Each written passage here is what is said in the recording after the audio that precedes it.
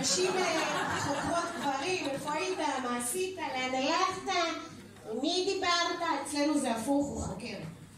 כל היום אני עוברת חקירות, חקירות סמויות, חקירות פרטיות, חקירות חשאיות, חקירות תחת אזהרה, חקירות מס.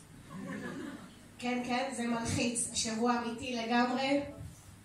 אני מתכתבת ככה בטלפון, זה כבר מלחיץ, הוא מסתכל עליי, עם מי את מסתמסת?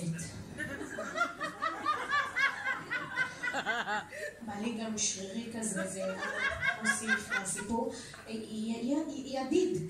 ידיד, מי זה? איך קוראים לו? אבי טל. טל פותח לפטופ, אבי טל אמר, אברהם בן טולילה, נולד 1978, מספר תעודת זהות 47325, נולד בנתיבות, כיום מתגורר בשפרעם.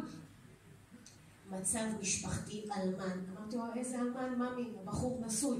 היה נשוי.